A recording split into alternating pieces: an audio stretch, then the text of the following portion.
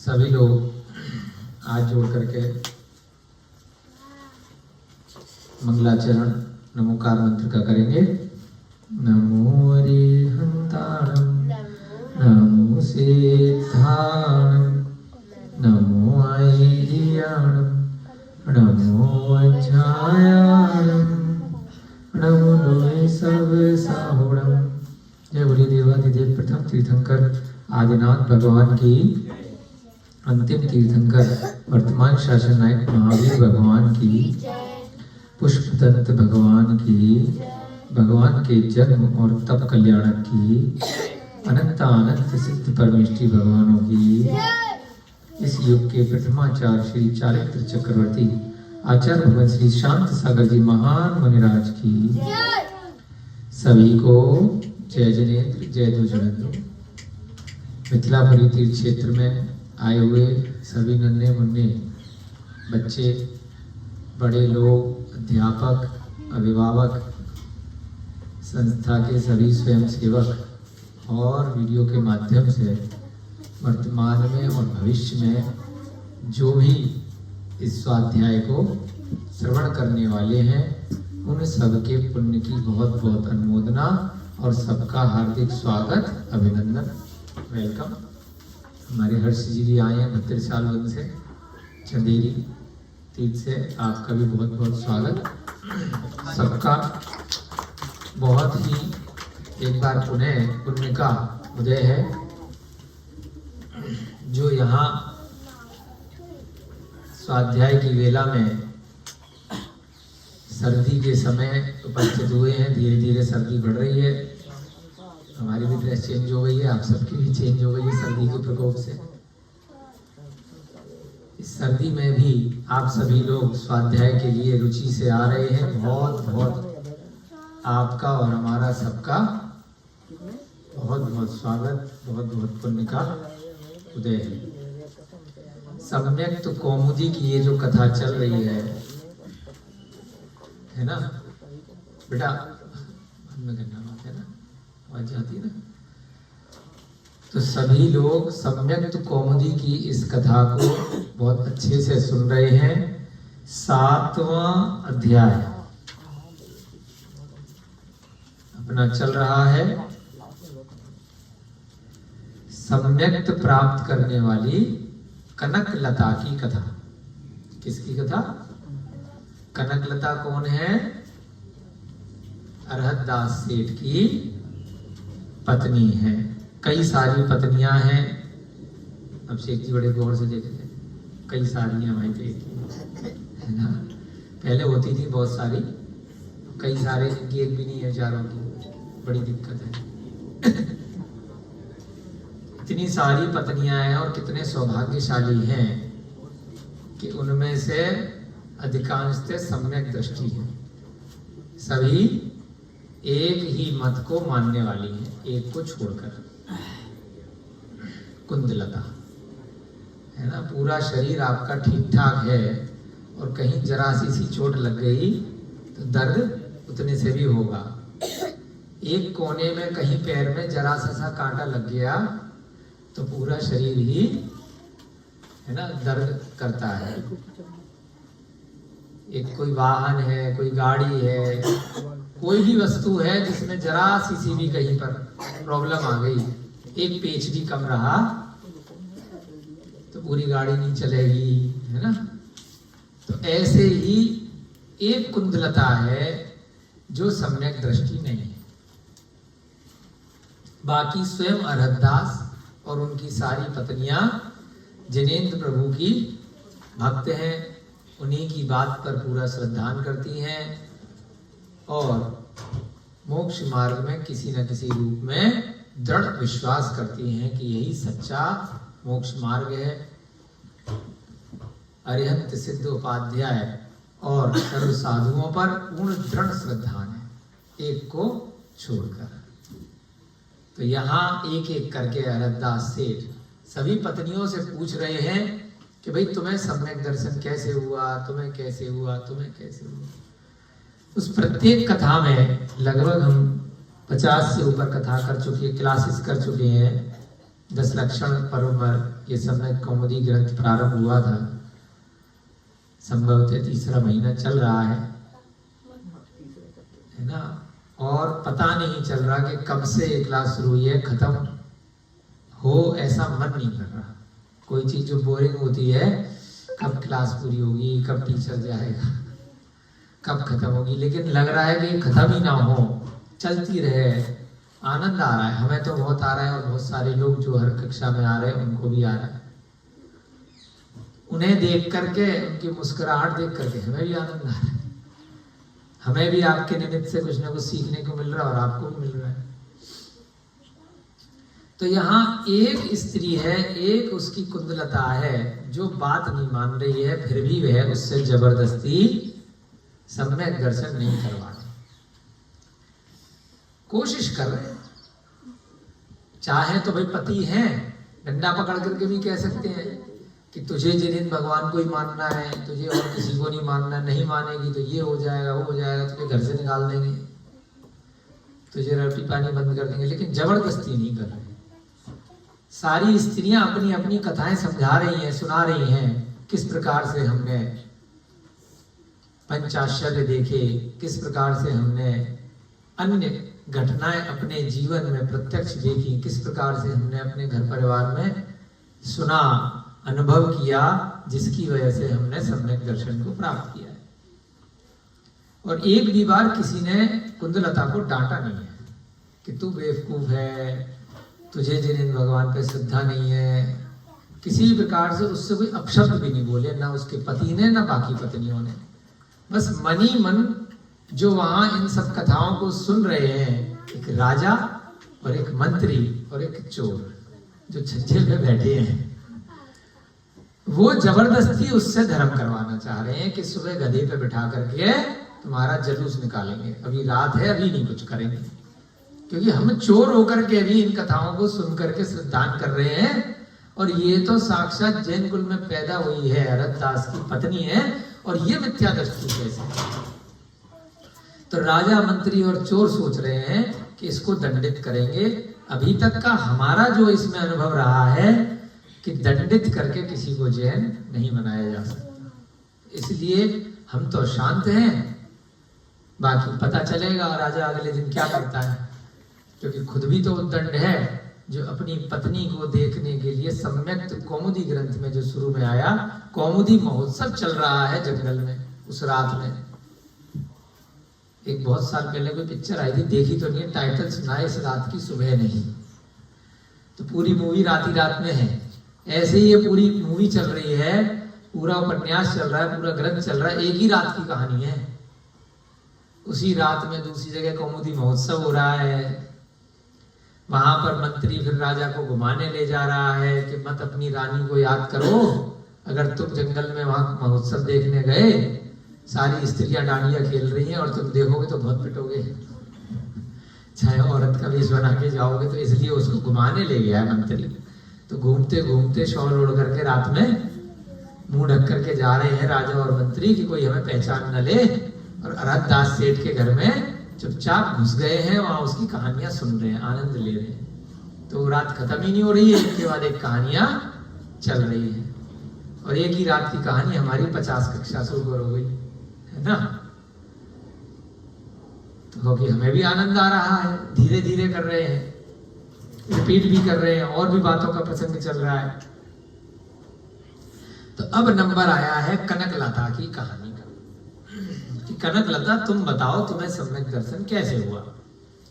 उज्जैन नगर की वह कहानी बता रही है कि किस प्रकार से उज्जैनी नगरी में नरपाल राजा था, मनोवेगा उसकी रानी थी, बुद्धि सागर मंत्री था, और मंत्री की पत्नी थी सोमा।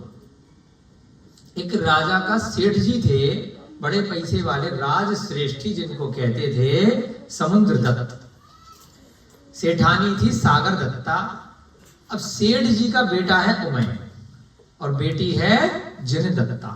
सारे लोग जैन हैं, अहिंसा को मानने वाले हैं, जिन्हें भगवान पर पूरा श्रद्धान करते हैं, खूब दान दक्षिणा करते हैं, किसी भी जीव की हिंसा नहीं करते। परंतु बेटा उद्दंड आ गया। उमय जो बेटा है वह शौकिया चोरी करने लग गया। राजा का खास सेठी का बेटा है तो इसलिए उसको पैसों की जरूरत नहीं थी। एक मजबूरी का चोर होता है, भिखारी होता है अपने कर्मों के कारण, पूर्व जन्मों के, कि कहीं ऐसी जगह पैदा हो गया या बिछुड़ गया, कहीं मेले ठेले में अकेला बच्चा है, गरीब है, कोई नहीं है, इसलिए कहीं से रोटी चुरा रहा है, किसी का पर्स पॉकेट मार रहा है, किसी का खाना चुरा रहा है, किसी का कुछ कर रहा है। लेकिन ये तो सेठ का बेटा है ना, और छोटा मोटा सेठ नहीं, राजा का सबसे बड़ा सेठ पूरे नगर का। तो फिल्मों की कहानियों की तरह शौकिया स्टाइल वाली चोरी करता है ना, बता बता करके, दिखा दिखा करके, हीरो बन के बाईसी जी की तरह कि हमने किया ये काम, है ना। ऐसे ऋतिक रोशन की तरह चोरी करता है। और कौन कौन सी पिक्चर आई है ऐसी, सब कुछ होता है उनके पास, महंगी से महंगी बाइक होती है। वो आई थी हमने देखी, दो पिक्चर, हाँ, जॉन इब्राहिम, करोड़ों रुपए की बाइक खरीद के भी चोरियां करते हैं। तो वो शौकिया चोर होते हैं, है ना, सोने वाली गाड़ियां खरीद करके, उनको जरूरत नहीं होती है। तो ऐसे ही उमय भाई साहब हैं, शो ऑफ करने के लिए चोरी कर रहे हैं। एक दिन यमदंड लोकपाल ने पकड़ लिया, आओ बेटा आ गए, आज तो तुम बहुत परेशान करके रखा हुआ है, चारों तरफ से घेर करके पूरी स्कीम लगाई उसके लिए, और रात्रि में पकड़ लिया। तुम्हारी वजह से मुझे रोज राजा से डांट पड़ती है, और तुम्हारे पिताजी की वजह से मैं तुम्हें छोड़ देता हूँ, क्योंकि इतने बड़े हैं, राजा के ही सेठ जी हैं, वहीं बैठते हैं राजमहल में, और वो आ जाते हैं, इस चक्कर में तुम्हें छोड़ना पड़ता है। अब मैं तंग आ गया, अब नहीं छोड़। तो यमदंड लोकपाल अब राजा को उसे सौंप देता है कि मैं हो गया परेशान इस आदमी से, इतनी चोरियां करता है, इतनी उद्दंडता करता है, इसको परेशान उसको परेशान, सारे व्यसन इसके अंदर है। तो ये आपके सेठ जी का बेटा है, अब मुझसे कुछ मत कहना, मैं दंड नहीं दे सकता, आप जानो और ये जाने। राजा को सौंप देता है लोकपाल। अब राजा कहते हैं ये तो लगता ही नहीं है शक्ल सूरत से मेरे सेठ का बेटा है, वो तो इतने धार्मिक हैं, इतने बढ़िया आदमी हैं, उनके घर में ऐसा कपूत कैसे पैदा हो गया? भाई प्रूव करके दिखाओ, हम तो नहीं मानते उनका सेठ का बेटा है। बुलाओ समुद्रदत्त को। समुद्रदत्त राजा थे, बुलाओ। हाँ, समुद्रदत्त सेठ जी थे, राजा है नरपाल, सेठ जी को बुलाया गया। सेठ जी ने कहा हाँ जी हमारे बेटा है, लेकिन क्या करें? उन्होंने कहा भाई या तो तुम्हें भी दंड मिलेगा क्योंकि तुम इसको साथ में रखे हुए हो, नहीं तो अपनी जायदाद से इसको बेदखल कर दो, अखबार में नोटिस छपवाओ, अनाउंसमेंट करवाओ, ये अलग, तब तो तुम्हें छोड़ेंगे, नहीं तो तुम्हारे साथ रह रहा है, चोरी का माल लेकर के आ रहा है, इसकी स्त्री को उठाया, वहां शराब पी, वहां ये किया, वहां मारा, वहां पीटी करी, वहां मांसाहार किया, दुनिया भर के सारे कर्म ये करता है, सारे नगर को दुखी कर रखा है, इतना बड़ा अपना गैंग बना लिया होगा। तो या तो ये तुमसे अलग हो जाए, नहीं तो फिर पूरा परिवार दंड का भागी होगा, चॉइस इज योर्स। सेठ जी ने अपनी जाकर के पत्नी को बोला कि भाई क्या किया जाए? दोनों में सलाह मशवरा हुआ, सेठ और सेठानी में, सागर दत्ता और समुद्र दत्त में, कि भाई देखो अगर ज्यादा मोह करेंगे इससे तो तीनों ही जाएंगे, इससे अच्छा हमने इसको पहले भी बहुत समझाया है, सुधरता है नहीं है, उल्टे सीधे काम करता है, अपनी जान बचाओ और इसको हाल पे छोड़ो। बाहर भी इसको ले गए नगर के बाहर, तब दूसरी जगह बदनामी होगी, कहां भटकेंगे इसके चक्कर में, सुधरने का नाम ही नहीं ले रहा है। जिनदत्ता एक इसकी बहन है इतनी अच्छी, उसकी शादी कौशाम्बी में अपन ने जैन कुल में कर रखी है, बढ़िया लड़की है, उसी के सहारे जी लेंगे, मरने दो इसको, है ना। बुढ़ापे में ऐसा आदमी क्या सहारा बनेगा? उसको बेदखल कर दिया है। अब राजा ने उसको भाई चलो ज्यादा दंड क्या दें, अपने सेठ जी का बेटा है, उसको नगर से निकाल दिया, भैया तू अपने रास्ते कहीं और अपना देखो। उमय को घर से निकाल दिया। माँ ने भी कहा कि ठीक है तेरा भाग्य जैसा होगा, थोड़ा बहुत तो दुख होएगा ही, माँ को बचपन से पाला है, 9 माह कोख में रखा है, कितना भी उद्दंड कितना भी दुष्ट आ जाए फिर भी अपन तो पुरुष से नहीं होता इतना मोह, पता नहीं, परंतु माँ का मोह रहता है। ऐसा सुना है, घर परिवार में देखा है, कितना भी दुष्ट व्यक्ति आ जाए, हमसे भी हो जाता है, कितनी भी दुष्टता हम अपने घर में कर दें, कितना भी नुकसान कर दें, कितना भी, कई बार ऐसा प्रसंग आ जाता है कि माता पिता से ऊंची आवाज में बात कर दें, कोई मनमानी नहीं हुई है ना, कोई ऐसी स्त्री पसंद आ गई, जैसे विजय जी को आ गई, शादी नहीं कर रहे घर वाले, भाई तुम्हारे कुल की नहीं है, तुम्हारे उसकी नहीं है, ये नहीं है, वो नहीं है, तो क्या होता है फिर लड़के क्या करते हैं, हम घर छोड़ देंगे, हम ये कर लेंगे, हम कोर्ट मैरिज कर लेंगे।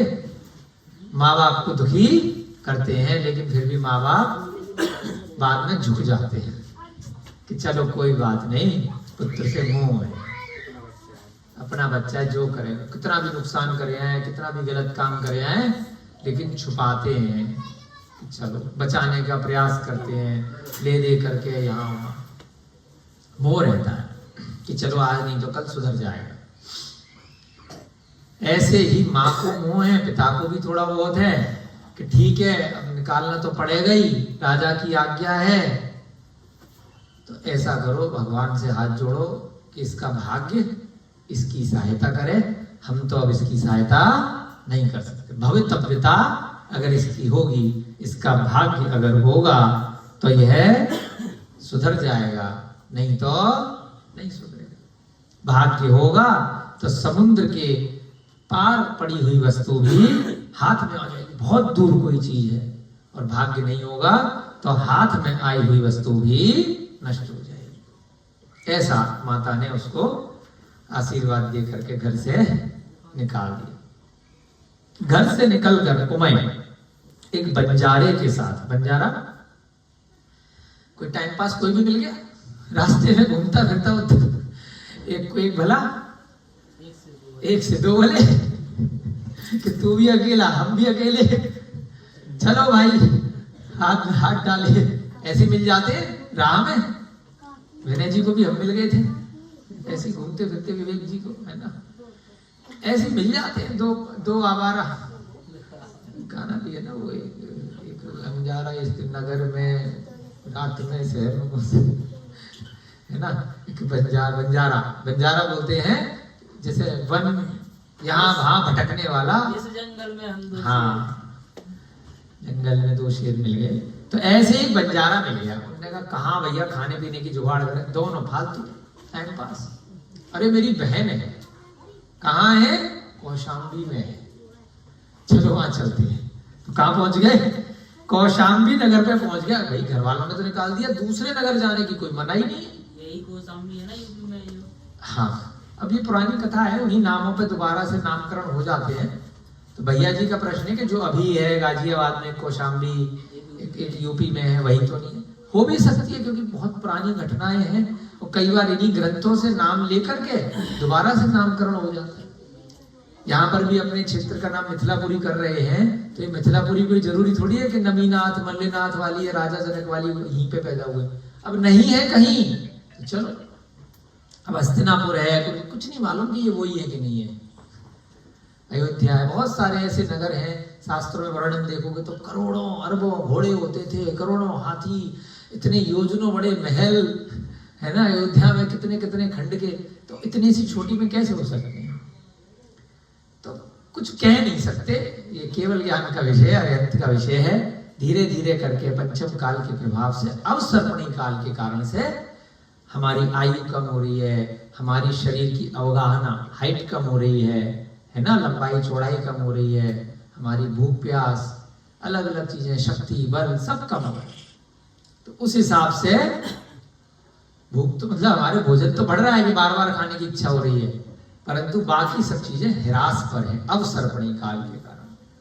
तो ऐसे ही कहते हैं कि स्थान भी छोटे होते जाते हैं, जगह है ना, समय की वजह से धीरे धीरे करके नगर भी छोटे होते जा रहे हैं। तो इसलिए जितनी जगह उतनी सी अयोध्या रह गई।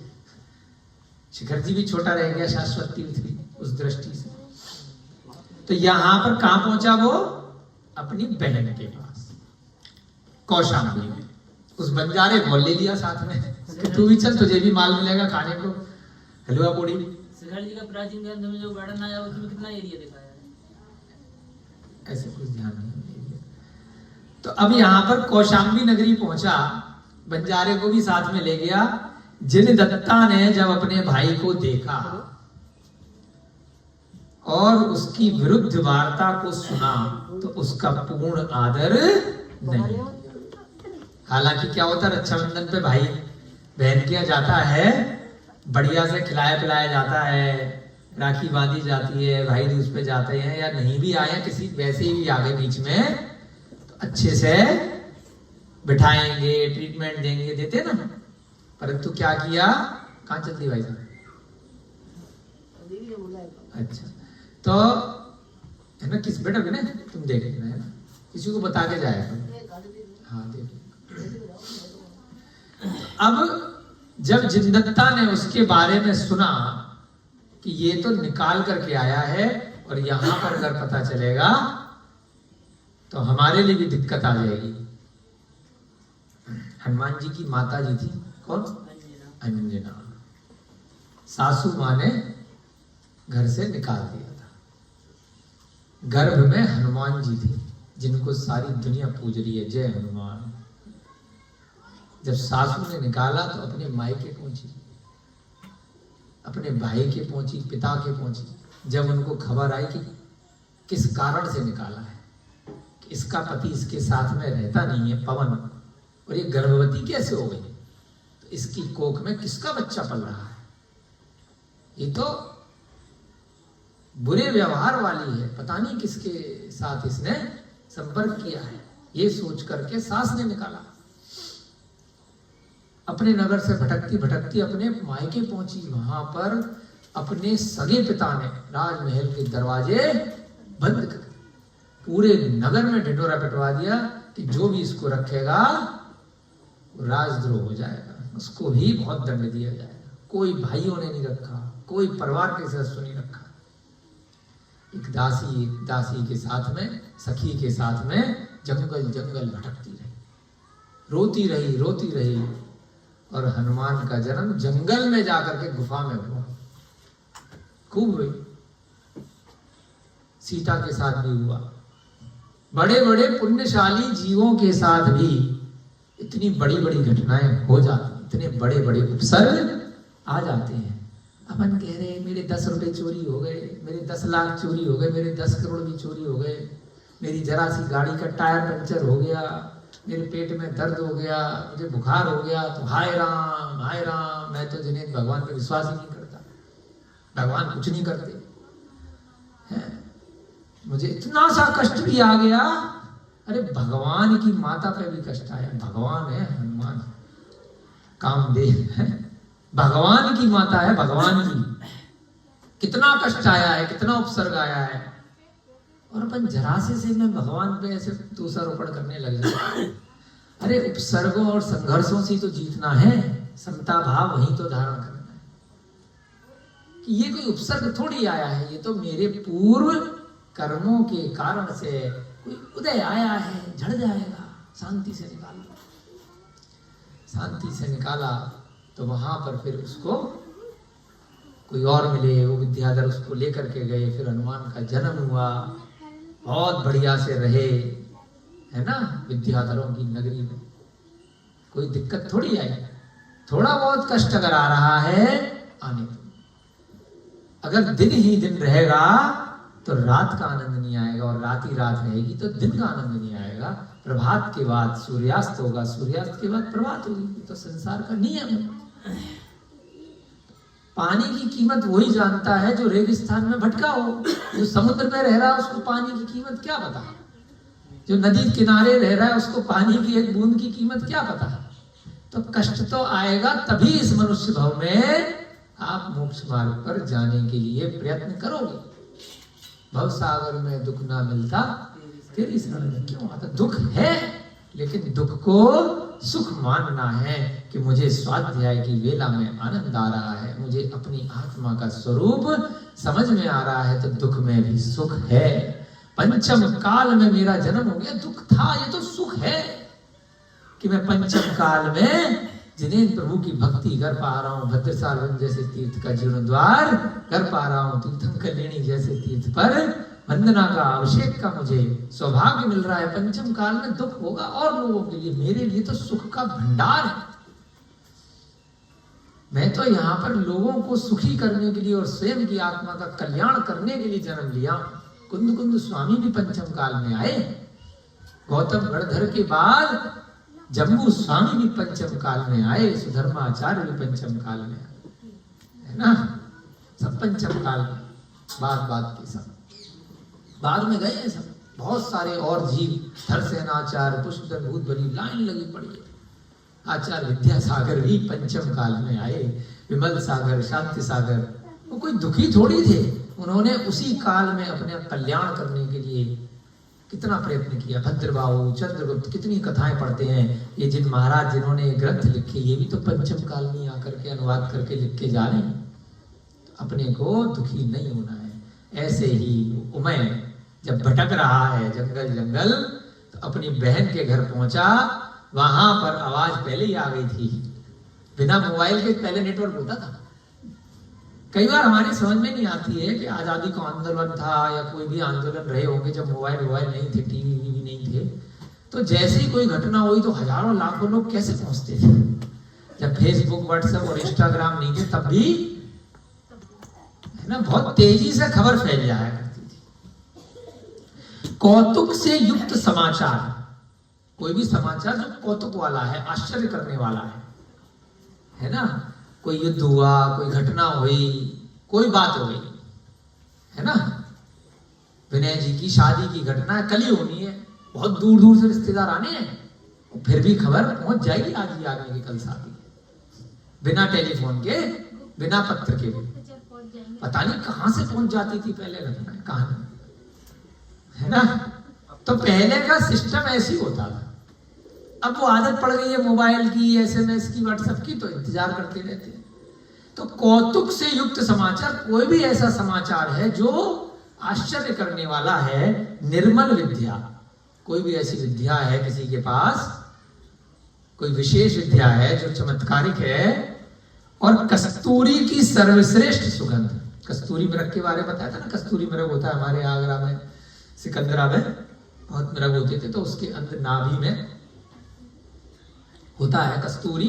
तो उसको जैसे ही निकालेंगे तो उसकी गंध बहुत तेजी से फैलती है। कोई भी पुष्प की गंध है, कोई भी बदबू है, यहाँ से जाते हैं ना गाजीपुर से जहाँ कतल खाने हैं, तो उनकी गंध 1 किलोमीटर तक फैलती है बदबू की। ऐसे ही कस्तूरी की जो गंध है, सुगंध है, बहुत तेजी से हवा में फैलती है। ऐसे ही ये जो समाचार है इस टाइप के कि तेरे भाई को राजा ने घर से निकाल दिया है, नगर से निकाल दिया है, तो पहले ही खबर कौशाम्बी तक आती उज्जैन से। तो जैसे ही पता चला मेरा भाई आया है, इन 3 उदाहरणों से बताया है। निर्मल विद्या, कौतुक से युक्त समाचार, किसका मोबाइल बज रहा भैया, और सर्वश्रेष्ठ कस्तूरी की सुगंध, बहुत तेजी से फैलती है, जैसे कि पानी में पड़ी हुई तेल की बूंद। आजकल सर्दी है ना, तो तेल मालिश आप लोग करते होंगे। सुबह हमने भी नारियल का तेल लगाया था पेट में, तो पिघलाने के लिए बाल्टी में उसकी डिब्बी डाली, 1 बूंद नारियल का तेल ऊपर ऊपर पूरा बाल्टी में फैल गया। वही उदाहरण यहाँ आ गया। पानी में 1 बूंद तेल की डालोगे तो दुर्निवार रूप से फैल जाती है। अब उसको बाद में पकड़ नहीं पाओगे, फैल जाएगी पानी में, दुर्निवार, जिसका निवारण नहीं किया जा सकता। तो जैसे वह जल में 1 बूंद तेल की पूरे में फैल गई, ऐसे ही कोई भी प्रचार वाली चीज है कि वह घर से निकाला गया है, नगर से निकाला गया है, तो तुरंत इतनी दूर तक उसकी पूरे देश में कौशाम्बी तक खबर आ गई। इसमें क्या आश्चर्य की बात है। यानी कि ऐसा होता है, अच्छे कार्य करोगे तब भी पूरे देश विदेश में खबर फैलेगी, बुरे काम करोगे तब भी विदेशों में, सब जगह दूर दूर तक उसकी उमय की खबर फैल गई थी। जैसे ही वो बहन के यहाँ पहुंचा, बहन ने दरवाजे, जिसको माँ बाप ने निकाल दिया, मैं और बदनाम हो जाऊंगी, भाई तू कहीं और जा। उमय ने विचार किया, मैं मंदभागी हूं। भाई तेरे ही तो भाग्य है, तू ही तो चोरी कर रहा था, तू ही तो दंडिता कर रहा था, तो यही तो भुगतना पड़ेगा। अब क्या कर रहा आदमी, हर एक जीव का होता है। जब कर्म का उदय आता है तब सर पकड़ता है कि मैं तो मंद भाग्य हूँ, मेरे साथ ऐसा क्यों हो गया, मैंने किसी के साथ क्या बुरा किया। लेकिन जब वह चोरी करने में आनंद मना रहा है, किसी का टैक्सी उठा करके ले जा रहा है, किसी की पॉकेट ले जा रहा है, वो पैसे से अपने माँ बाप के लिए, अपने बच्चों के लिए, कहीं दान के लिए, कहीं मंदिर के लिए, आपको तो आनंद आ रहा है। आपको ये नहीं मालूम ना कि वो कितना कष्टमयी उस समय हुआ है। आपने लूट लिया, डकैती कर लिया, आज तो मजा आ गया, आज तो मैंने इतने का हाथ साफ किया, आज तो ऐसे अपनी स्टाइल बता रहा है, ऐसे उड़ करके गया, ऐसे गैंग बनाया, ऐसे मारा, ये किया, आनंद मना रहा है हिंसा के कार्य में, है ना। और उसका सोच नहीं पा रहा है कि जिसका वो लेकर के आया है वो बेचारा कितने दिन कषाय में जिएगा, कैसे उसको आर्त ध्यान और रौद्र ध्यान होंगे, कितना तुझे कोस रहा होगा, कितना बददुआ दे रहा होगा, उसकी नेगेटिव परिगणनाएं आती है। हाँ, जो भी किसी दूसरे की पर वस्तु उठाता है ना, पर स्त्री उठाता है, पर बेटी उठाता है, तो उसके माँ बाप पे क्या असर होता है। जिसकी पुत्री को कोई उठा करके ले गया, अरे भाई मैं तो लव मैरिज करूंगा, 4 दिन की चांदनी उठा कर ले जाते दोनों लोग। तो वह अपने परिवार का, अपने माँ बाप का, अपने कुल का, किसी का नहीं सोचते कितना हमने दुखी किया है। आनंद आ रहा है शिकार खेलने में, खचा कंपटीशन हो रहा, आनंद आ रहा, लॉटरी लग रही है गुलेल से, तीर कमान से, बंदूक से, कि हम तो भाई देखो उसको मार रहे हैं, देखो हमने ये जानवर मारा, आनंद के लिए कर रहे हैं। परंतु उस जीव का नहीं देख रहे जो हिरण मारा गया, जो शेर मारा गया, जो बकरा मारा गया, जो मुर्गा मारा गया, जिसको खा रहे हैं, जिसको शिकार कर रहे हैं। अपने कितनी देर का स्वाद है रेस्टोरेंट में, अंडा जो खाते हैं, मटन जो खाते हैं, चिकन जो खाते हैं, आपका तो 2 मिनट का स्वाद है, 2 सेकंड का है जिब्वा तक ले जाने का। और उस मुर्गे का सोचो उसका परिवार, उस बकरे का सोचो उसका परिवार, है ना। उस जीव के बारे में, अपनी जीव के लिए नहीं सोचते। अब कह रहा है आय हाय मैं तो मंद भाग्य हूं। उस समय नहीं सोच रहा है जब वह कार्य कर रहा है कि जैन दर्शन ये स्वाध्याय आपको पहले से सचेत कर रहा है। जब भी कभी दूसरे के लिए कोई बुरा कार्य करो, ऐसा कार्य करो कि आपको भी आनंद आए और दूसरे को भी आनंद आए। ऐसे बहुत कार्य हैं, हमें भी आनंद आ रहा है स्वाध्याय करने में, आपको भी आ रहा है। आपको कोई कष्ट हो रहा है क्या? कुछ लोगों को हो रहा होगा जो जबरदस्ती बैठे हैं, जिनको हम दंड देंगे कि नहीं बैठे तो, है ना। अभिषेक करने में हमें भी आनंद आएगा, करवाने वाले को भी आएगा। आनंद किसको नहीं आएगा कि नहीं पहुंचेंगे 6 बजे उठ के सुबह इसमें ठंड में तो डांट पड़ेगी, भाई मत आओ, जबरदस्ती नहीं। ऐसे हजारों कार्य हैं, आप अपना आत्मचिंतन करके देख लेना। जिन कार्यों को करते में दोनों पक्ष को फायदा है।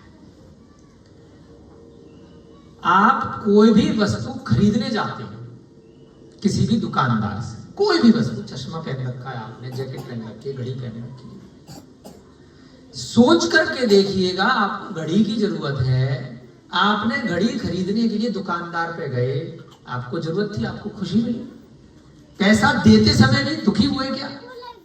सामने वाले को बेचते हुए भी खुशी मिली कि उसे पैसा आया, दोनों लोग खुश हो के नहीं हो?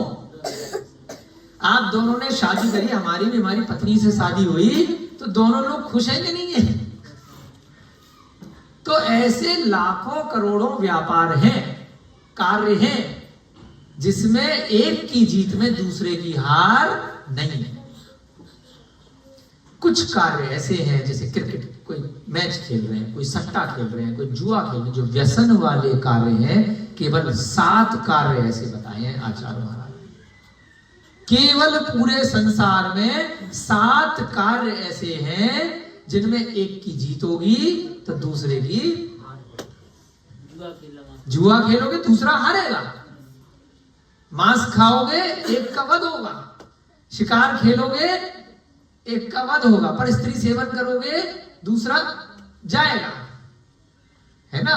कोई भी कषाय करोगे तो दूसरे का नुकसान है, 5 पाप करोगे तो दूसरे का नुकसान है। इन सब चीजों के अलावा संसार में सारे मार्ग आपके और हमारे लिए खुले हैं जिसमें दोनों को आनंद है। तो ऐसे काम कर लो, क्या दिक्कत है। अब वो कह रहा मेरा तो हाय मंद भाग्य। भाई तू 2 दिन पहले जब चोरी चकारी उद्दंडता कर रहा था तब तेरा भाग्य कहां गया था। जैसा बीज बोएगा फल आएगा, क्या दिक्कत है। अब हो यहां भी आपत्ति मुझे नहीं छोड़ रही। मैं तो नगर छोड़ करके कौशाम्बी में आ गया, लेकिन यहां भी आपत्ति छोड़ क्यों नहीं रही है। बेटा तेरे साथ जाएंगे तेरे कर्म। एक गंजे सिर वाला मनुष्य, गंजा है, हम तो थोड़े अभी नहीं हुए, इमेजिन कर लो अनुपम खेर और अमरीश पुरी की तरह और भी बहुत सारे। अंकल जी आप गंजे तो नहीं हो, टोपी लगा रखी, पता नहीं। एक गंजे सिर वाला मनुष्य सूर्य की किरणों से मस्तक पर संतप्त होता हुआ, थोड़ा सा शास्त्र की भाषा होती है, हम सरल शब्दों में समझाते हैं। यानी कि जून मई के महीने में धूप में घूम रहा, गर्म सिर पे बहुत जोर से धूप लग रही है, सूर्य की किरणों से संतप्त होता हुआ जो गंजा आदमी है वो धूप में घूम रहा है और छाया के लिए शीघ्र ही बिल्व वृक्ष के नीचे खड़ा हो गया। कोई एक बिल्व वृक्ष है बढ़िया सा, जिसके अच्छे अच्छे पत्ते हैं, बट का वृक्ष मान लीजिए। श्रीलंका वाला जो हिंसक इनका सेंटर है ना, उसमें वो है ना कटहल का पेड़ है, बहुत इतने बड़े बड़े, धप धप गिरते हैं, कभी नीचे खड़े हो जाओ तो सर फूट जाए। तो ऐसे बिल्व वृक्ष के नीचे खड़ा क्यों हुआ वो गंजा कि धूप से बचना है, आसमान से गिरना है और खजूर पे अटक गए, है ना। एक जगह से बच के निकले और दूसरी जगह में फंस गए। काय से बचे? धूप से बचे। खड़े कहां हो गए? पेड़ के नीचे। वहां ऊंचे से पड़ते हुए बहुत बड़े फल से उसका सर शब्द के साथ फट। बचे काय से थे? धूप से। खड़े कहां हो गए? पेड़ के नीचे, और थोड़ी देर बाद ही फट। वही कहावत हो गई, आसमान से गिरे खजूर पे अटक गए। तो ऐसे ही वो उमय सोच रहा है कि वहां उज्जैन से निकले और यहां तक भी बदनामी पहुंच गई, यहां भी बेइज्जती होकर के बाहर निकाल दिया। ठीक ही है, क्योंकि भाग्य रहित मनुष्य जहां जाता है प्रायः वहीं विपत्तियों का स्थान होता है। भाग्य से हीन है। पहले तो बड़ा भाग्यशाली था इतने वर्षों तक। ये क्यों बार बार बता रहे हैं? क्योंकि हमें इससे कुछ प्रेरणा लेनी है। जितने भी हिंसक कार्य हैं, जितने भी व्यसनी लोग हैं, आप एक बार मिलके देख लेना। चोरों, गाड़ी चोरी करते हैं, सामान चोरी करते, कितना आनंद आता है। आप मिलके देखना कैसे डींगे मारेंगे अपने चोरी की घटनाओं की। और जिस दिन पकड़े जाते हैं 10 साल बाद, 20 साल बाद, 30 साल बाद, 100 सैकड़ों चोरी के, तब जो उनकी हालत होती है, जब वो डट पड़ते हैं, जब वो जेल जाते हैं, तब बहुत माफी मांगते हैं कि मैं तो माफ कर दो, गलती हो गई। उस समय वह ध्यान नहीं रख पाते कि जब वो आनंद के साथ में व्यसन कर रहे थे।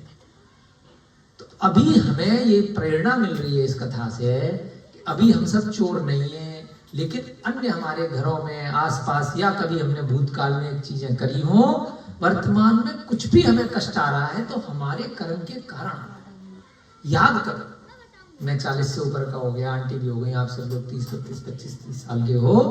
कोई भी कष्ट विपत्ति आ रही है तो निमित्त और उपादान, 2 शब्द याद रखो कि जो दे रहा है कष्ट वो मात्र निमित्त है, वो कष्ट नहीं दे रहा है। आपके अपने कर्म आपको कष्ट दे रहे हैं, मेरे अपने कर्म कष्ट दे रहे हैं। कोई भी नुकसान हो रहा है व्यापार में, कोई भी आपदा विपदा आ रही है, कोई भी विपत्ति आ रही है, अभिषेक जी बैठे, इनकी वजह से, राजा की वजह से नहीं आ रही, मंत्री की वजह से नहीं आ रही, पुलिस वाले की वजह से नहीं आ रही, अधिकारी की वजह से नहीं आ रही। वो तो एक चेहरा है, अमूर्तिक है, दिख रहा है बस कि ये है, ABCD कुछ भी नाम दे दो।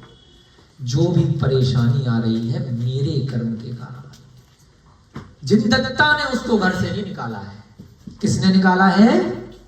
उसके अपने कर्म ने। अंजना को घर से नहीं निकाला था, उसके अपने कर्म ने निकाला था। उसने पूर्व भव में अरिहंत भगवान की प्रतिमा को अपने जेठानी से छुपाया, पूजा नहीं करनी थी। अपने कर्म का उदय आता है, कोई भी निमित्त बन जाता है। शास्त्र की भाषा पे विश्वास करो, यही सम्यक कौमुदी है, यही सम्यक दर्शन है। सामने कोई हो या नहीं, सड़क पे जा रहे हो, किसी ने कुछ नहीं कहा, गड्ढे में गिर गए, मर गए, चोट लग गई, किसको गाली देंगे? सरकार को ही गाली दी जा रहा है, किसने गड्ढा कर दिया, कुछ नहीं मिला था। अरे नाले में गिर गए, नदी में गिर गए, ऊपर से खंभा गिर गया, बिजली गिर गई, तो भाई और भी तो थे बहुत सारे लोग, तो नहीं मरे। कोई त्रासदी आ गई, कोई भूकंप आ गया, अरे भाई मतलब कुछ भी, किसी को भी दोष दे दो, अपने कर्म को दोष दो। सिर्फ चाहे किसी व्यक्ति ने आपका वध भी कर दिया, मार भी लिया, चोरी भी कर ली, तो अपने वो बाद में दंडित होगा अपने कर्म से। मैं अगर दंडित हुआ हूं, मेरे ऊपर अगर कष्ट विपदा आई है, तो मैंने पहले किसी के साथ कुछ किया होगा, नहीं भी याद आ रहा है तो पक्का किया होगा। जिन्हें भगवान के धर्म में कभी भी गलती, कर्म कभी भी किसी का पीछा नहीं छोड़ते हैं, इतना सटीक रहते हैं। जेल भले ही किसी को गलत अपराध में हो जाए, मैंने नहीं किया, मैंने नहीं मारा, मैंने तो, भाई तूने कुछ और किया। अभी जिसकी तुझे सजा मिल रही है, तो कह सकता है कि तेरे ऊपर झूठा दोषारोपण किया गया है, तूने ये काम नहीं किया है। लेकिन अगर सजा मिली है किसी और अपराध की जो पता नहीं चला है, जो गुप्त है, पिछले भव का होगा या इस भव में तूने किसी और के प्रति किया होगा, तो सजा मिली है तो सही मिली है। क्योंकि जिन्हें भगवान कभी किसी को दंड अनावश्यक रूप से नहीं करते, कर्म किसी को दंड नहीं करते। तेरे ही कर्म, मेरे ही कर्म मेरे साथ हृदय में आएंगे। तेरे से तात्पर्य हम सबके है, हम सबके कर्म हम सबके साथ आएंगे। आपके कर्म आपकी पत्नी को दंडित नहीं कर सकते, पत्नी के आपको नहीं कर सकते। सामूहिक रूप से कोई दुष्कर्म, कोई बुरा काम किया होगा, तो सामूहिक रूप से उसका कर्म का उदय आएगा। सामूहिक रूप से यदि कोई पुण्य का कार्य किया होगा, तो सामूहिक रूप से उसका आपको सुख की अनुभूति होगी। सामूहिक रूप से पूजा अर्चना, मुनि महाराज को आहार दान, व्रत उपवास, अष्टानिका के व्रत, 10 लक्षण के व्रत, सिद्ध चक्र विधान सामूहिक रूप से करोगे तो सामूहिक रूप से उसका आपको पुण्य मिलेगा। यहां वो दुखी हो रहा है क्योंकि मैं कह रहा है कि मैं भाग्यहीन हूं, मैं जहां जाता हूं विपत्तियां मिल रही हैं। एक बेचारी मछली धीवर के कठोर हाथों की पकड़ से छूटी। धीवर माने जो गड़ेरिया, जो पकड़ता है ना, जो जाल डालता है, जो मछली खाने के लिए, बेचने के लिए, उसे धीवर बोलते हैं। तो मछली उस जाल में से छेद करके निकल गई, पकड़ लिया था, परंतु यानी कठोर हाथों से पकड़ लिया था धीवर ने कि अब बढ़िया सा माल मिल गया, आज तो पका करके खाऊंगा। तो ये दाल रोटी चावल से भी उसका काम चल सकता था। अभी वो धीवर भी आनंद मना रहा है मछली खाने का, बाद में उसको आएगा कर्म का उदय।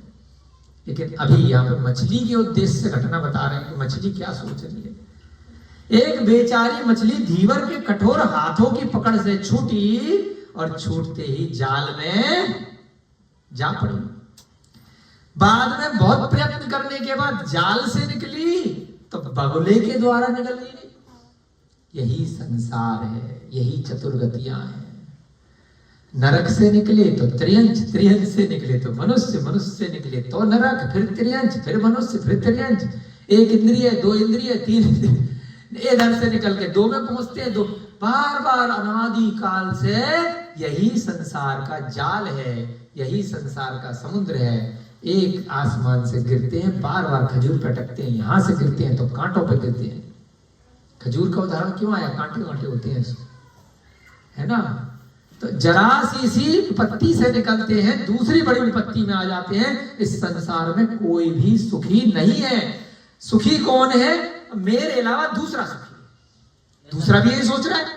तुम कहां रहते हो? अभिषेक जी के घर के सामने। अभिषेक जी तुम कहां रहते हो? अरुण जी के घर के सामने। तुम दुखी हो? हाँ मैं दुखी हूं। सुखी कौन है? ये सुखी है मेरे पड़ोसी। पड़ोसी से पूछ रहे हैं कौन सुखी है? भाई मैं दुखी हूं, ये सुखी है। सबको बस दूसरे का दुख समझ में नहीं आ रहा है, अपना ही दुख समझ में आ रहा है। इस संसार का नियम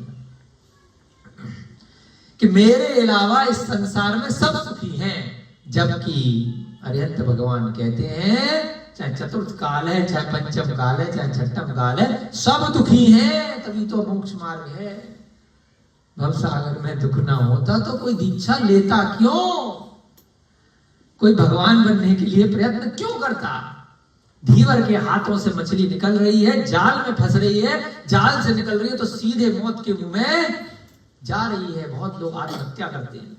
अरे बड़ी परेशानियां हैं, इतने पैसे लोगों के देने हैं, इतनी परेशानियां हैं, बेटी घर से भाग गई, काला मुंह हो गया, ये हो गया, जाओ फांसी पर लटक जाओ, लोन देना है। बहुत सारी छोटी छोटी समस्याओं के कारण खटाक फंदा लगा लिया, घर से भाग गए, ट्रेन के नीचे आ गए, छत से कूद गए, जहर खा लिया, आसमान से गिरे।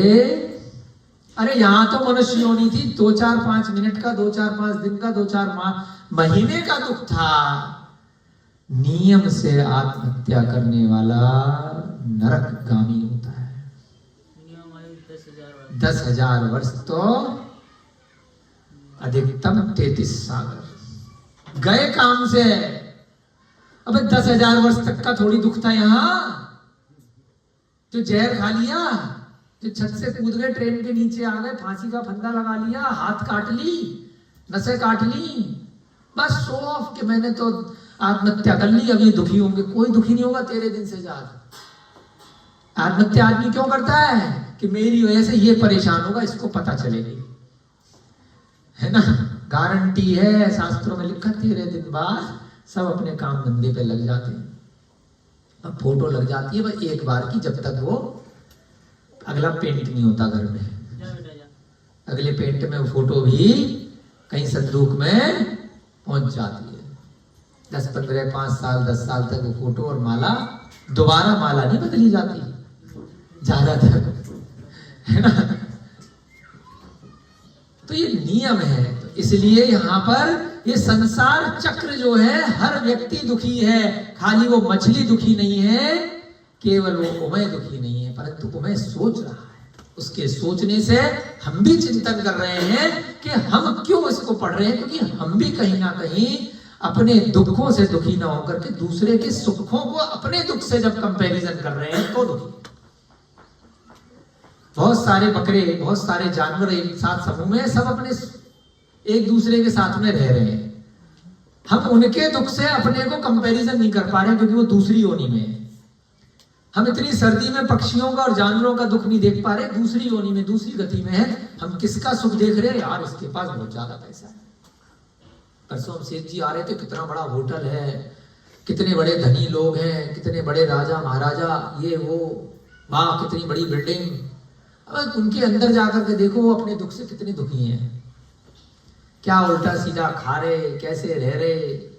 अभी आनंद आ रहा उनको शराब पीने में, ऐसे वो करते ना, कांच के कांच जाम से जाम मिला रहे हैं, स्टाइल मार रहे हैं, नाच गाना चल रहा है, मुजरा चल रहा है, बहुत म्यूजिक चल रहा है, क्या आनंद मना रहे हैं मैं खाने में, शराब खाने में, मांस खाने में।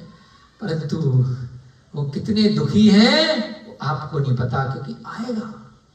जिनको मार रहे हैं, काट रहे हैं, खा रहे हैं अपने थोड़ी देर के नाच गाने में, वो आएगा जैसे उमय के साथ आया है।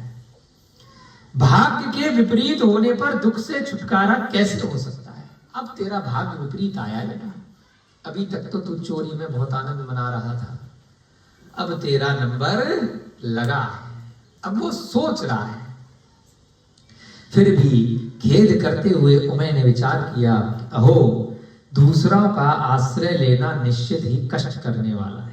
एक ही बहन बची थी, उनने भी ताले बंद कर दिए। अब दूसरों का आश्रय नहीं लेंगे, देखते हैं कुछ ना कुछ तो काम धंधा करते हैं।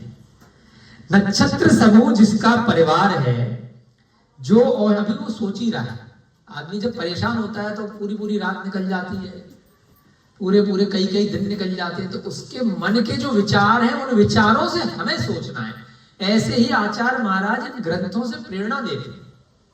एक एक शब्द कितने गंभीरता के साथ पांडुलिपियों में लिखे जाते हैं, फिर उनका अनुवाद किया जाता है। ऐसे ही नहीं कि भाग भाग करके पढ़ लिया, अरे इतनी देर तो लगाओ, उनने कागज बनाया होगा पिन से। उस दिन आपको बताया था ना, पांडुलिपि देख करके आए थे, कल पेड़ भी मिल गया यहाँ पे आम का पास में, भेजेंगे अभी हर्ष जी को थोड़ी देर में। 50 पेड़ मिले हैं पांडुलिपियों के कागज के लिए, ताड़ के, है ना, उससे कागज वगैरह मंगवाएंगे। कितनी मेहनत से वो सुई से छेद छेद करके लिख रहे, लकड़ी लगा रहे, बांध रहे, पत्तों पे लिख रहे हैं, पत्ते से कागज बना रहे हैं, कितनी मेहनत से इंक बनाई जा रही है। इतना टाइम तो लगा लो, एक एक दो दो तीन तीन साल में एक ग्रंथ लिखा जाता था, पूरे पूरे दिन अभ्यास के साथ। तो अपन 10 दिन में क्यों पढ़े? कम से कम उतना तो पढ़े जितना उनको एक पेज लिखने में लगा होगा, डुबो डुबो करके इंक बनाने में। तो क्या दिक्कत है? तो ऐसे ही जो उमय के मन के चिंतन चल रहे हैं, वो यह शब्द रूपी बाणों से आचार्य महाराज ने यहाँ ग्रंथ रूप में रचना करके हमारे लिए इसलिए प्रस्तुत की है कि हमारा जीवन सुधारने के लिए, ना कि इसलिए कि हम बहुत बढ़िया इससे, है ना, अरे बहुत बढ़िया ग्रंथ पढ़ा और भूल जाए। बस कंपटीशन नहीं है, एक ग्रंथ पढ़ो एक साल में कोई दिक्कत नहीं है, लेकिन ऐसे पढ़ो कि यहाँ तक जाए, आत्मा तक जाए, हृदय की गहराइयों को छू जाए। ऐसे पढ़ो, उसका कुछ ना कुछ अमल करो। ये जो कथा चल रही है, अभी आप लोग लेट आए थे तो एक दो पेज थोड़े से ऐसे पलट रहे थे हम, तो ऐसा हमें अनुभूति हुई कि इस वाली जो 7वें नंबर की कथा है, इसमें हमें चारित्र में धारण करने के लिए बहुत कुछ सीखने को मिलेगा। नक्षत्र समूह जिसका परिवार है, ये कौन सोच रहा है? उमय। नक्षत्र होते हैं ना, ग्रह, नक्षत्र, तारे, सूर्य, चंद्रमा, ये सब कौन होते हैं? ज्योतिष विमान। 2.5 द्वीप के अंदर, यानी कि 45 लाख योजन का जो क्षेत्र है, जम्बू द्वीप, लवण समुद्र, फिर घातकी खंड, फिर कालोदधी समुद्र, फिर अर्धपुष्कर। ये जो 2.5 द्वीप है, इसमें जो ज्योतिष विमान हैं, ये सब सुदर्शन मेरु की सुमेरु पर्वत की परिक्रमा करते हैं। उसके बाहर के जो ज्योतिष विमान हैं, इन 5 प्रकार के, चंद्र, सूर्य, ग्रह, नक्षत्र और प्रकीर्णक तारे, ये सब स्थिर रहते हैं, ये घूमते नहीं है, परिक्रमा नहीं करते। तो 45 लाख योजन के क्षेत्र में केवल ध्रुव तारे को छोड़ करके बाकी सब घूमते रहते हैं। तो इनका राजा कौन होता है? किंग कौन होता है? सबसे मेन कौन है? जैसे आप मनुष्यों के घर में पति, पिता, इनका जो किंग है वो सूर्य नहीं होता, इनका जो किंग होता है वो चंद्रमा होता है। कौन होता है? चंद्रमा। चंद्रमा राजा होता है, बाकी सब इनके परिवार के सदस्य माने जाते हैं, क्योंकि चंद्रमा सबसे बड़ा होता है साइज में। सूरज दिखता आपको बड़ा, सूरज बड़ा नहीं है। जो चीज नजदीक होती है वो बड़ी दिखती है, जो चीज दूर होती है वो छोटी दिखती है। चंद्रमा 880 योजन पे होता है, सूरज 800 योजन पे होता है, तो इसलिए सूरज बड़ा दिख जाता है, क्योंकि नजदीक है। 880 दूर है चंद्रमा, इसलिए थोड़ा छोटा दिखता है, जबकि साइज में चंद्रमा बड़ा है, सूरज छोटा।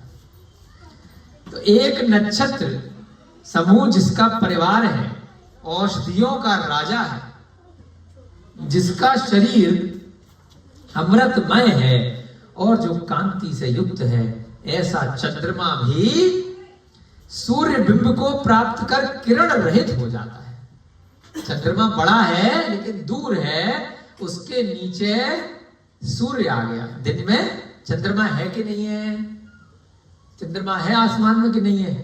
हाँ, इस तरीके से पूछा तो अभिषेक जी ने थोड़ा सोचा है, लेकिन रोशनी सूर्य की ज्यादा है, इसलिए दिखाई नहीं दे रहा। रात्रि में क्यों दिखाई देगा चंद्रमा?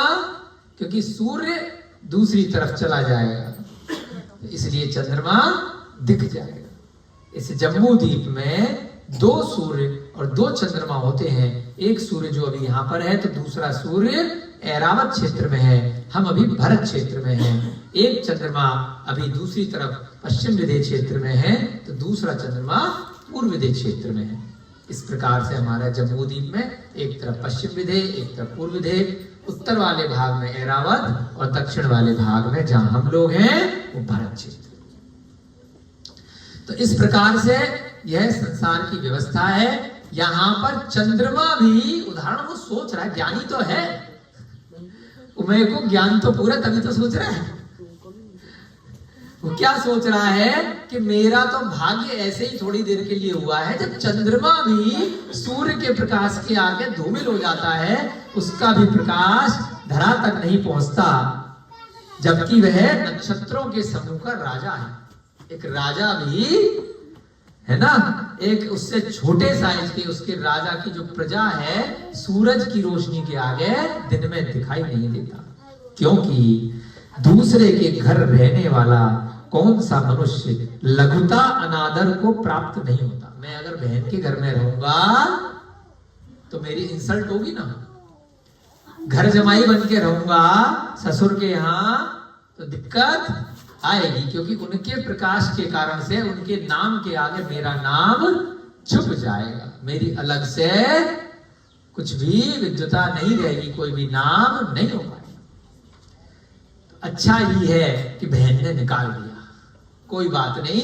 जब सूरज के आने पर चंद्रमा छिप जाता है तो मैं बहन के घर रहूंगा तो मेरी लघुता होगी, लघुता माने मेरा छोटापन रहेगा। दूसरे के घर रहने से अच्छा है अकेले अपना छोटा सा काम धंधा।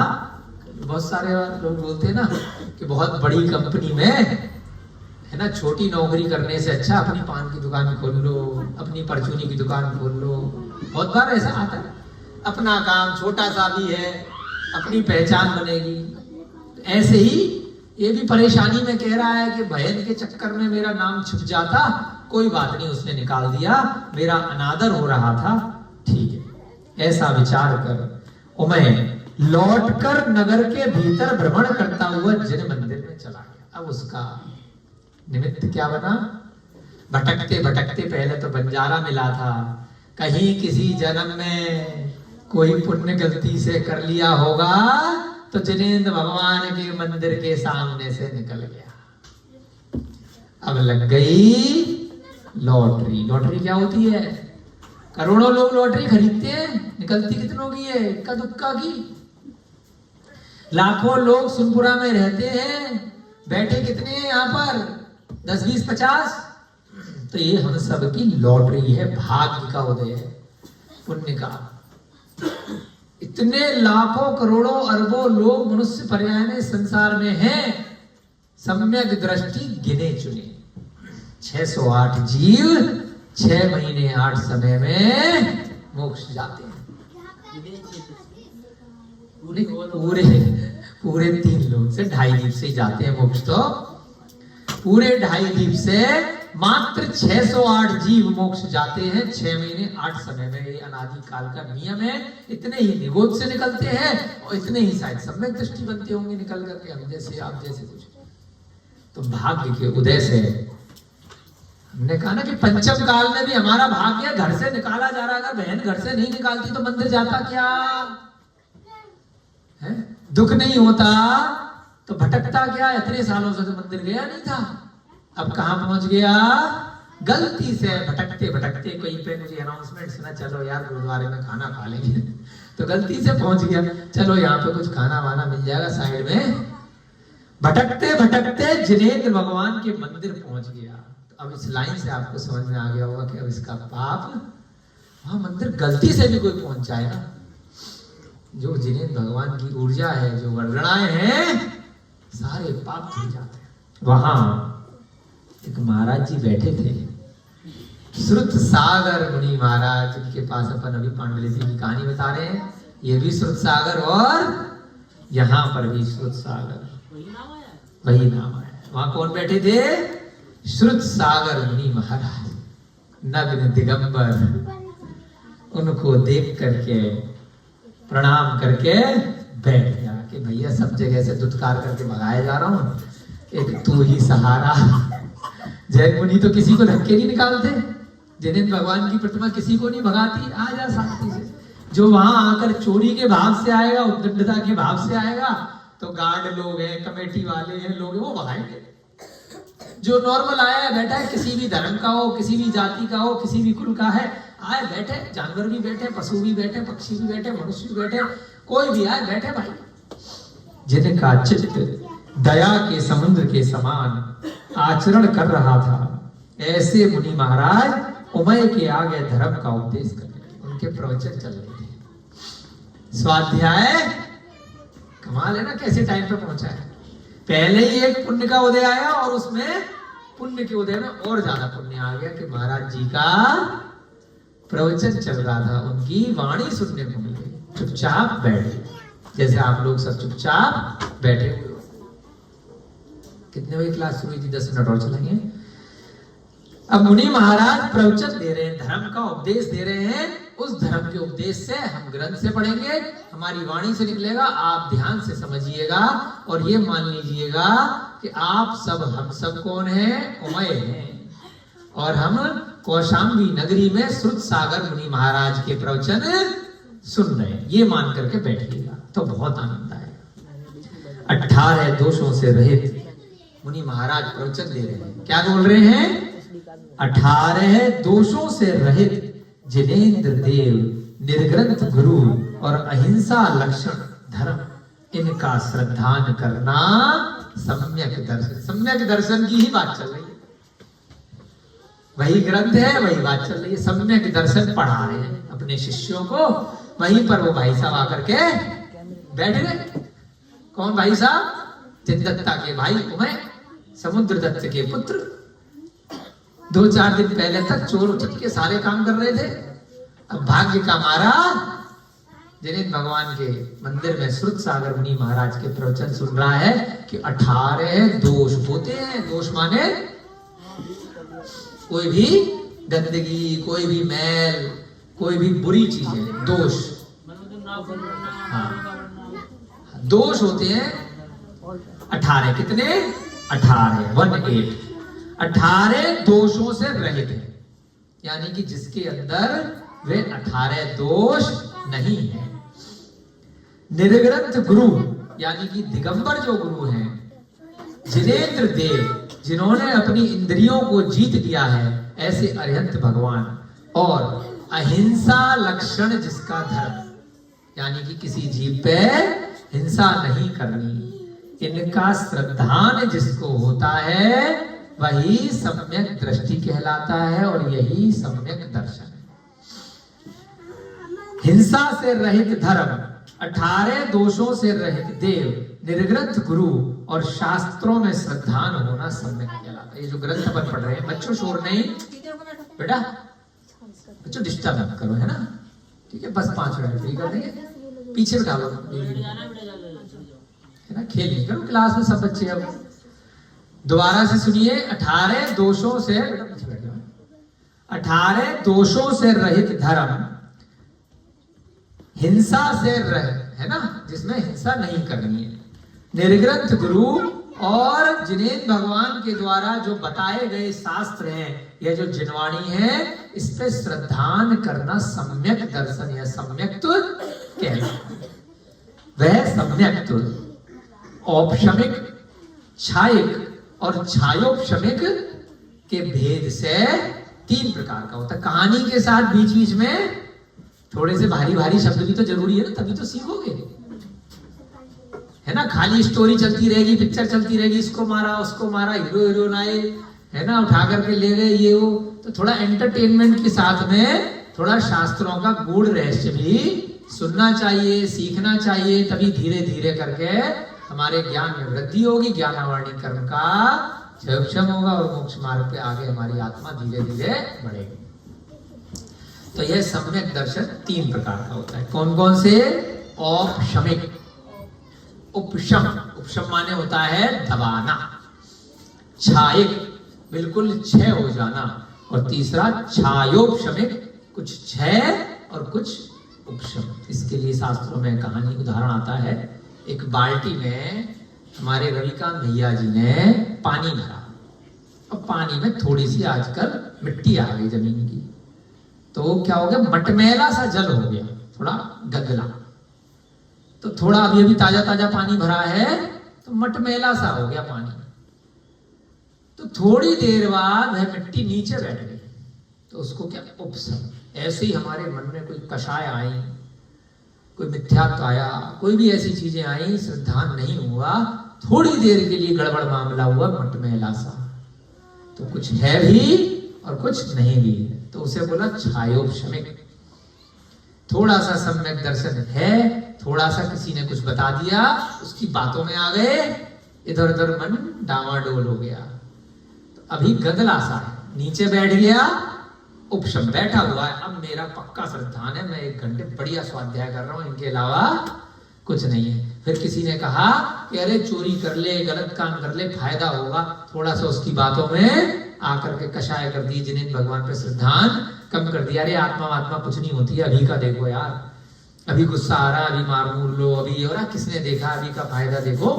तो उस समय क्या है, आप किसी की बातों में आ गए, कोई घटना ऐसी हुई, कोई निमित्त ऐसा बना, पूरी तरह से मटमेला आपका है, कभी आया कभी नहीं आया।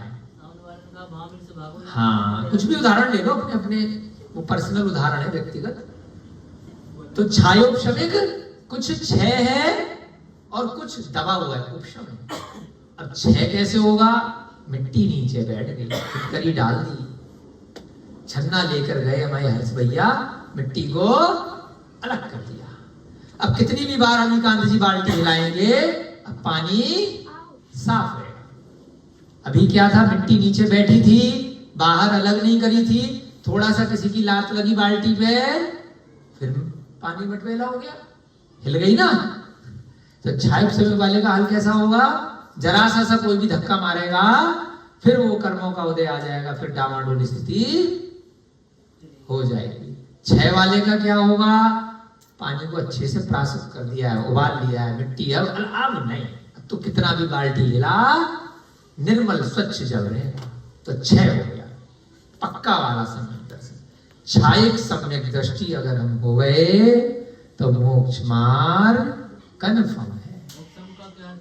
दबा हुआ अभी बताया ना, अभी मिट्टी नीचे दबी हुई है, उपशम माने जरा सी लात मारोगे फिर आ जाएगी उदय में, बार बार। तो अपन को कहां जाना है, क्षय करना है ना, मिथ्यात्व को पूरी तरीके से क्षय करना है, हटा देना है, छान छून करके, बिल्कुल आत्मा क्लीन चिट।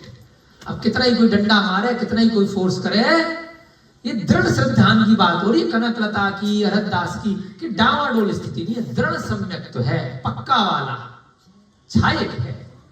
अब सीधे जाना है, धीरे धीरे मोक्ष मार्ग पे अपने को छायक सम्यक दृष्टि बनना है। तो श्रुत सागर मुनि महाराज सिखा रहे हैं कि सम्यक दर्शन बच्चों 3 प्रकार का होता है, एक औपशमिक है, एक छायक है, और तीसरा छायोपशमिक है। 6 द्रव्य होते हैं, कौन कौन से, जीव, पुद्गल, धर्म, अधर्म, आकाश और काल। 5 आस्तिकाएं होते हैं, है ना, इनमें से एक हटा करके 5। और 5 ज्ञान होते हैं, 5 आस्तिकाएं, 5 ज्ञान और 7 तत्व। 5 ज्ञान तो आपने पढ़े, आकाश द्रव्य को हटा दे तो 5 आस्तिकाएं हो जाता है ना, बाकी की 6 द्रव्यों में से एक हटा दिया। और 5 ज्ञान कौन कौन से होते हैं, हाँ, शिव भैया जी के लिए ताली। मति, श्रुत, अवधि, मने, पर्याय और 7 तत्व होते हैं, जीव, अजीव, आश्रव, बंध, संवर, निर्जरा, मोक्ष। धीरे धीरे याद हो जाएंगे। इनका जो श्रद्धान करता है, आपकी कक्षा का समय हो रहा है, 2 मिनट में खत्म करने वाला पैराग्राफ पूरा करके। इनका जो श्रद्धान करता है और अनुचरण करता है, उसके सम्यक तो होता है। जो श्रद्धान करेगा और अनुचरण भी करेगा, मानेगा अरिहंत से बढ़कर देव नहीं है, दया के बिना धर्म नहीं है, और निर्ग्रंथता से बढ़कर तप नहीं है, यह सम्यक दर्शन के लक्षण है। कौन कौन से, दोबारा रिपीट सुनो। अरिहंत से बड़ा कोई देव नहीं है। देव 2 प्रकार से आते हैं, जो स्वर्गों में देव देवी रहते हैं, 4 प्रकार के चतुर्निकाय के, ज्योतिष, भवनवासी, व्यंतर और वैमानिक। जो सांसारिक रूप से देव देवियों की पूजा इत्यादि करते हैं ना, बहुत सारे लोग, पद्मावती भी देवी हो गई, है ना, बहुत सारे और भी मिथ्यात्व में चलते सारे देव देवी। तो ये सब स्वर्गों में रहने वाले या भवनत्रिक में रहने वाले देव देवी। देव शास्त्र गुरु जब शब्द आता है तो अरिहंत देव का आता है। जैसे पति परमेश्वर बोलते हैं ना, तो पति भगवान नहीं है, लेकिन बोलने में आता है कि पति परम ईश्वर, पति भगवान है। तो ऐसे ही जब देव शास्त्र गुरु बोलते हैं तो देव का क्या मतलब है? अरहंत देव, जिनेंद्र देव, तीर्थंकर या केवली भगवान। ठीक है, जिन्होंने 8 प्रकार के कर्मों का नाश कर लिया है, अब संसार में वापस नहीं आएंगे। जब चतुर्निकाय के देव बोलते हैं स्वर्गों के, भवनत्रिक के, तब वह संसारी अवस्था में है, वह भविष्य में किसी भी गति में अपने कर्मों के हिसाब से जा सकते हैं। तो देव सबसे बड़े कौन है? अरिहंत देव हैं। दया के बिना धर्म नहीं, धर्म बिना दया के नहीं है। निर्ग्रंथता से बढ़कर तप नहीं है। सबसे बड़ा तप दिगंबर स्वरूप है, दिगंबर पर्याय है, दिगंबर मुनि अवस्था है। बाकी तो फिर उसके छोटे मोटे तप वैराग्यपन जो कर रहे वो तो गृहस्थ जीवन के हैं। यही सम्यक्त का लक्षण है। कौन बता रहा है? श्रुतसागर मुनि महाराज। किसको बता रहे हैं? एक उमय नाम के चोर को, है ना, चोर उद्दंड, जिसको नगर से निकाला गया है, जिसकी बहन ने भी निकाल लिया है।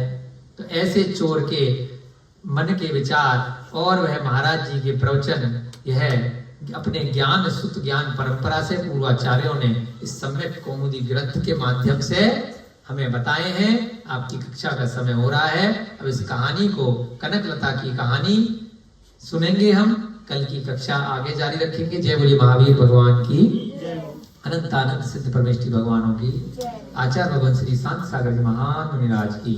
सभी को सादर जय जिनेन्द्र जय दो जड़ंतो।